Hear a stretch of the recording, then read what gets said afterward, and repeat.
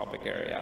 So we had opinions of two physicians at this point, and I don't think this can be complete without hearing from the patients, because I think that we're trying to take care of our patients. What do they want?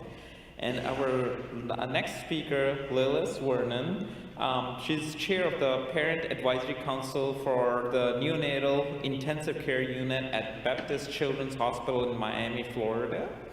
She's worked for the past 8 years to create, grow, and coordinate educational and pragmatic activities from a patient's perspective, as well as parents' perspective, to promote family-centered care at the NICU.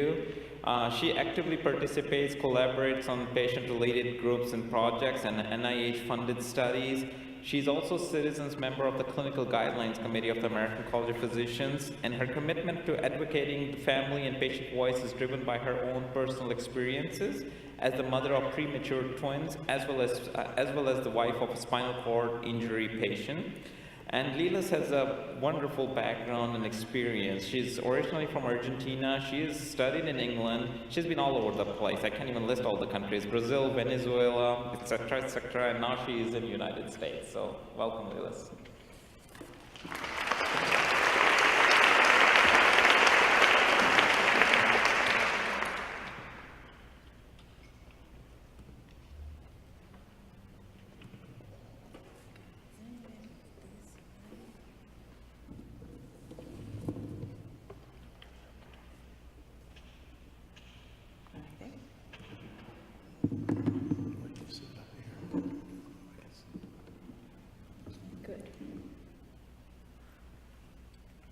Well, good morning, everybody. Thank you to the Guidelines International Network for the invitation. Thank you, Amir, for that generous introduction. I'm very, very pleased to be here, and just the fact that you have a patient advocate and a family representative, it really gives testimony of the great strides that we are doing in healthcare in the United States towards not just personalizing medicine, but perhaps an overall improvement of the quality of care that we're providing, hopefully having a future of patient and family-centered care overall. So last night I had the opportunity, and today I see a lot of collections of countries from around the world, and so I want to give you my welcome to the United States. Just quick reminder, this is what we call football here. Also, players wear makeup, yeah? But the good thing about you guys and myself is that we all know that the true football is this thing, right? So I apologize for those two guys in white jerseys. I don't recall anything. But the one in blue is Lionel Messi, and from Argentina, and I'm from Argentina, and that's all you need to know about me. So now that you know everything about me, we can start the presentation. I have no conflicts to disclose. As Amir said, I am currently working with all these entities around the United States. Some give me some global exposure, like the EFCNI Association with the NICAP Federation International. And I just want to quickly say that the levels of intervention that I have with these different entities are very, very different. For example, with Baptist Health South Florida, I am also a member of the corporate board. So I sit on the administrative side, and I have an oversight of how they're implementing new policies and new financial decisions for the healthcare network that we have in Florida. And with the Vermont Oxford Network, I supervise and oversee the work directly of 10 NICUs around the country, and indirectly over 30 units on how to implement very quality improvement cycles in their units. So how did I start? Yes, I am the wife of a spinal cord injury patient. He's a 47 ex-football player, and he was surfing and he broke his neck. But he's doing very, very well. But these are my two peanuts, and the reason why I'm really here. I delivered Bobby at 710 grams and Charlie at 690 grams back in 2003. And they are 12 years old now, and they're beautiful. What happened is that they stayed in the neonatal intensive care unit for 4 months.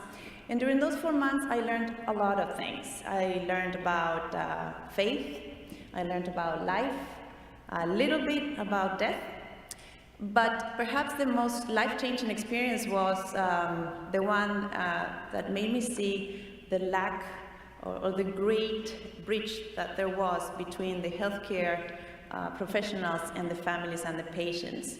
And as an Argentinian coming to the United States and pretty new at that time here, I really thought, how is it possible that in the 21st century, in a country that has so many resources, both financial and intellectual, that we are having these gaps and we are really not approaching the family as active partners in care or in the decision-making processes in the daily plan of care.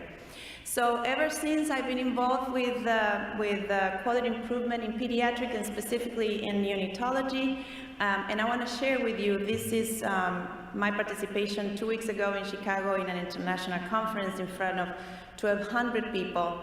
I have many examples of how the intervention of families and patients in the clinical cycles or in the clinical setup can improve not just the outcomes of your patients and the overall quality that you provide to your patients, but also make a lot of money for the hospitals that you can then relocate and build onto other studies or better facilities like my network has done.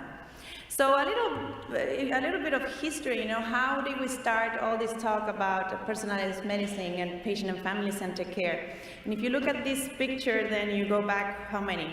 50 years? This is the patient receiver of care. This is the doctor knows best. Remember when people used to dress up to go to the doctor and be apologetic and have this special language? But we also know that those times were not that good. I chose these two slides, because I don't think you can read it, but in the lower hand side, you have two pseudo-scientific findings, and so the doctor is recommending that you smoke. But the puzzling one is, of course, to me, the one about the baby and says, how soon is too soon? And it's not soon enough because lab tests have shown that kids that start cola really early, then they are not awkward in their teenage years. That is called ADHD. That's not good. So here's where the consumer, where the patient got their information, right? It was either that random visit with the doctor and those atrocious articles on the magazines. And so when I say we, I mean the clinical teams.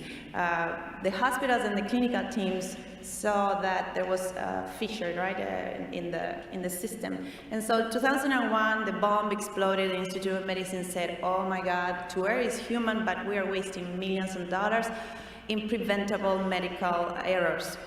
Let's not forget the advent of internet, and I just want to share a quick statistic with you. I had the great honor to present together with Stanford University and Duke University in April about social media and internet use among patients, and in the United States, teens and young adults ages 18 to 30, 90% of them are going to the internet, not just for reference on specific health conditions, but they said they would follow advice that they get in social media. Social media we call Facebook, Instagram, and all those chat format engines, and that is incredibly concerning for me as a mother of a teenager, and for you as the providers of care. It should be incredibly alarming.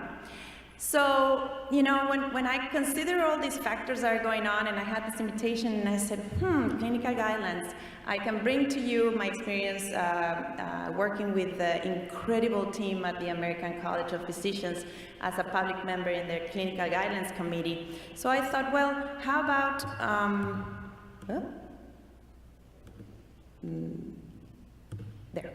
how about we use the translational blocks of basic science to clinical research content, and then let me try to figure out and help you out on how to embed the voice of the patient and the family and the consumer in each block. So what I did is I went to a couple of papers and places I knew to look for information.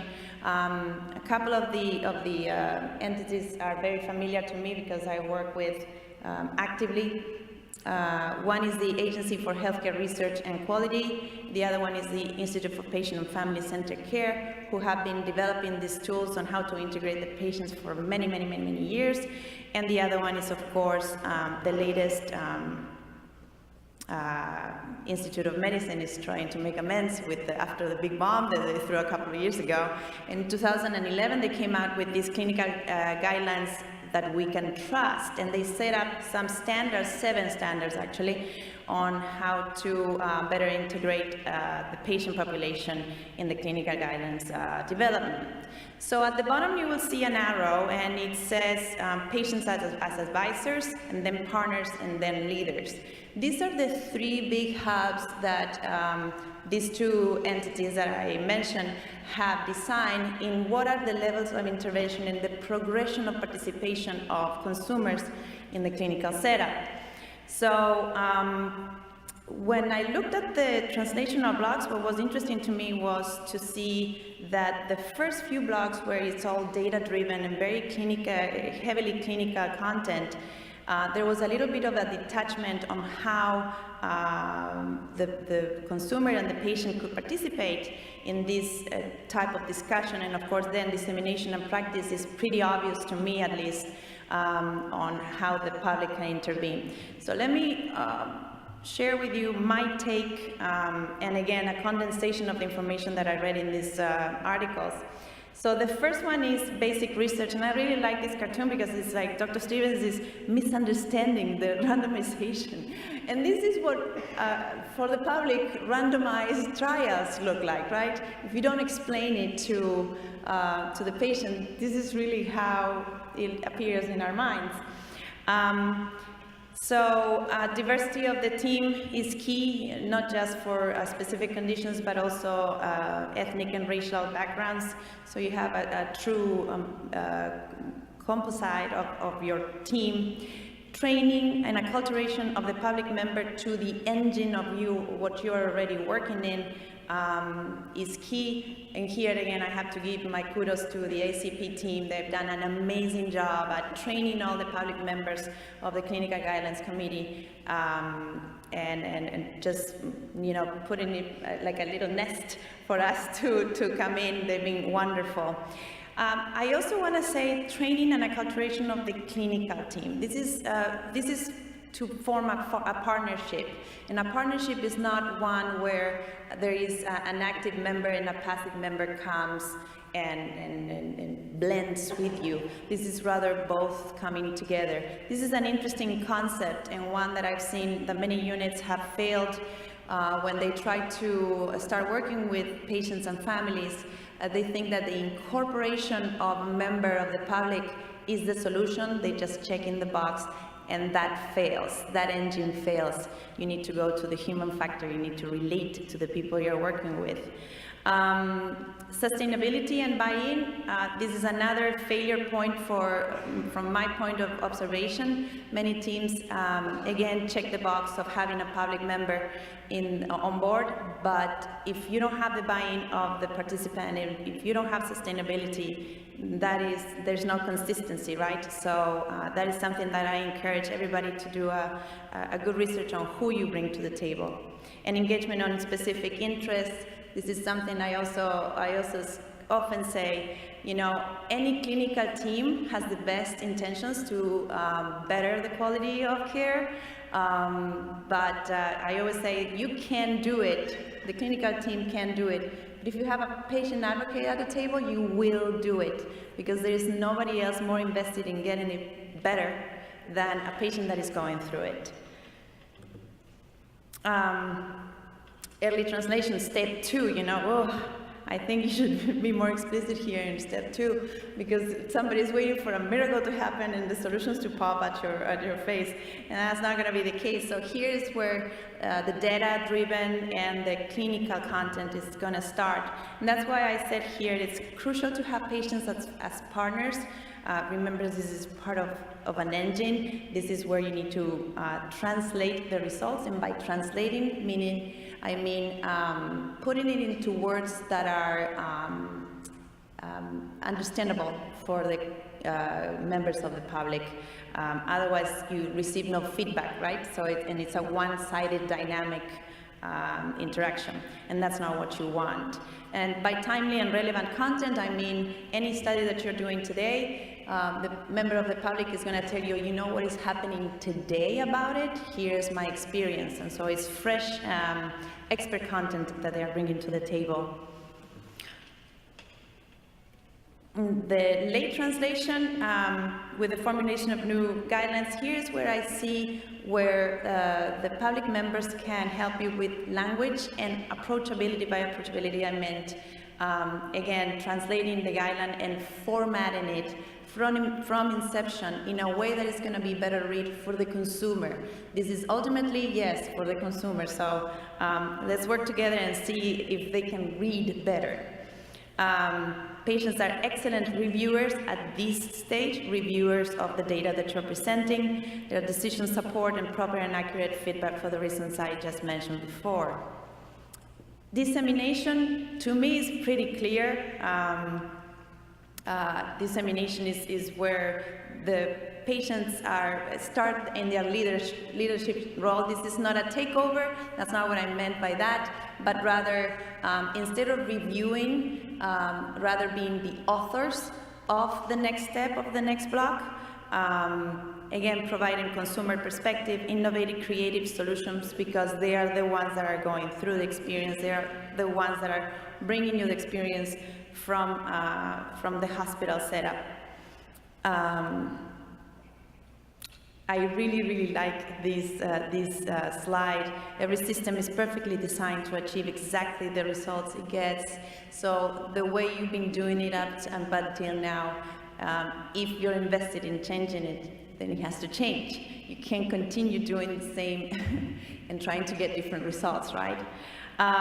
Here's what I see patients as clinical guidelines liaisons with the public and with the general population, perhaps again acting as part of translators in the context and all the study that you've been doing together, patients as facilitators and authors, and for support and supervision of formulation and expected results in the dissemination. So these 3 slides are a collection of papers that I came about when I was looking for material for this, and I thought, why from the physician perspective would this be a challenge to me as a patient and as a family advocate? I thought, what is the struggle? And I found a number of papers that showed the struggle that you are having, and the fact that you're working at it says a lot. It truly says a lot. So I know that the first paper is about immunology. Why do doctors and patients not follow guidelines? That was pretty amusing. The article is very interesting. I invite all of you to read it. So, but ultimately, what I want to leave you with is that no guidelines should dictate the core interaction between patients and physicians. And I know that we are talking here a lot about performance measures. There's going to be another presentation on Friday, and I'm very interested in that because as a patient and as a family advocate and as a consumer, you know, you want guidelines, but you don't want to be a box checked for reimbursement when our individual needs and preferences differ. So guidelines and measurement of their implementation should assess use, but allow for room for deviation, right? At the end of the day, the whole point of training doctors is to let them make judgments on when to deviate, or else a monkey could do it. So I want to leave you with what is now my signature slide as quality improvement and now clinical guideline members. We come across a lot of graphs and a lot of measurements. We can measure the air if we want to. This is a particularly interesting slide, and I'm very familiar with it. This is the cost of premature birth in the United States, hospitalization rates per weight and length of stay. And every time I look at these dots, there's our tiny dots. You see tiny dots, but I see something else. I see lives. I see people. and I see patients. And I just want to leave you with the idea that these tiny dots and these, behind every dot, there is a story. There is a life and there is a person. And that person might one day grow up to be a patient advocate talking at a Guidelines International network. Or you can become a physician on the other side and be listening to a patient advocate. And I'm sure that that physician means the best. You all train to care for other people. Don't forget about that. Okay, don't forget about that. Look at the graph, but look at the dots. Remember the faces. And hopefully one day together, we're gonna have personalized medicine, patient-centered care, and fabulous, fabulous improvement in healthcare. And I hope to be a partner in this engine of change. Thank you very much.